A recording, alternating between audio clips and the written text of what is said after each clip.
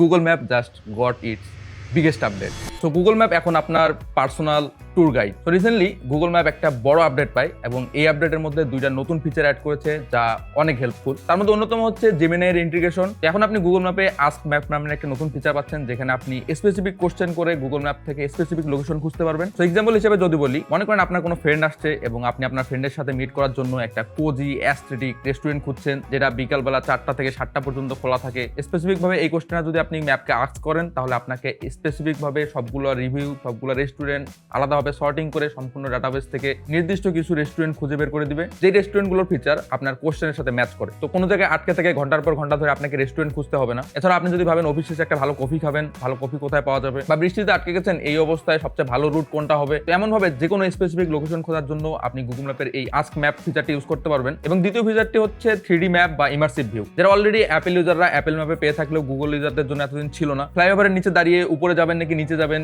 এ নিয়ে কনফিউজ, তাদের জন্য এই ফিচারটা হেল্পফুল। এখন আপনি নেভিগেশনের সময় 3D মোড অন করলে 3D ভাবে দেখতে পারবেন আপনাকে উপরে দিয়ে যেতে হবে নাকি নিচে দিয়ে, প্রত্যেকটা বিচ, কালভার্ট এবং real time traffic signal update পর্যন্ত এখানে পেয়ে যাবেন। তো এই প্রথম মনে হয় কোনো এআই ফিচার আসলেই কোনো কাজে লাগছে। এই আপডেটটা অলরেডি ইউএসএ তে রোল আউট হলেও বাংলাদেশ বা ইন্ডিয়া রিজনে এখনো আসেনি, বাট খুব শুনে এই আপডেটটা বাংলাদেশেও চলে আসবে।